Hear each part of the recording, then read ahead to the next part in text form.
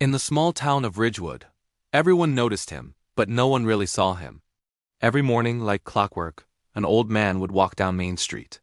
He wore a faded canvas jacket and a cap that had seen better days, leaning lightly on a wooden cane. To most, he was just another quiet, slow, and harmless relic of a bygone era. They couldn't have been more wrong. His name was Samuel Carter, though few knew it. Decades ago, that name commanded respect in rooms where history was made. Now it barely registered at the local coffee shop. He'd order the same black coffee every day, sit by the window, and watch the world rush past. One morning, a group of young, rowdy construction workers barged in. They were loud, confident, and careless. One of them nearly knocked Samuel's cane from his hand. "Watch it, Grandpa," the man sneered. Samuel looked up, his eyes calm and clear eyes that had seen things no one should ever have to see. "No harm done," he replied softly. The young men snickered, mocking his slow movements and shaky hands as they took the table behind him. Samuel finished his coffee, left exact change on the counter, and walked out. But as he left, the barista noticed something.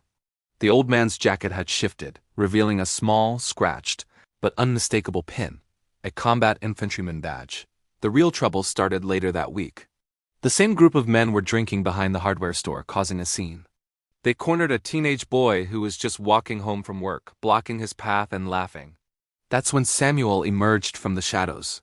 "Let the boy go," he said, his voice even. One of them laughed. "What are you going to do, old man?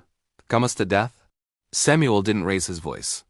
He simply squared his shoulders, cane planted firmly on the ground. "I've buried better men than you," he said quietly. The laughter died.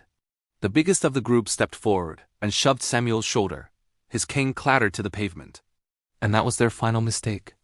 In one fluid, lightning-fast motion, Samuel shifted his weight, hooked the man's ankle, and sent him crashing to the ground. The movement wasn't just fast. It was precise. It was military. Before anyone could blink, Samuel stood between the boy and the thugs. "Back away," he commanded.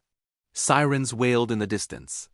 When the police arrived, the boy was safe. The men were sitting on the curb, and Samuel was calmly retrieving his cane. An officer began to question him, but then his partner froze.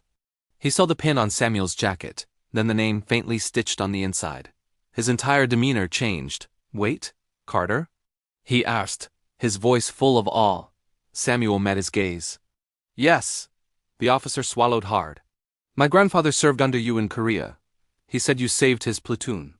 The night fell silent. The young men stared, the reality of their foolishness sinking in. Samuel gave his statement, brushing off any praise, and made sure the boy got home safely. As he turned to leave, the officer stopped him. "Sir." "Thank you." Samuel paused and offered a faint smile. "Just doing my duty." By the next morning, the story was all over Ridgewood. People didn't just nod anymore. They waved, they stopped to talk.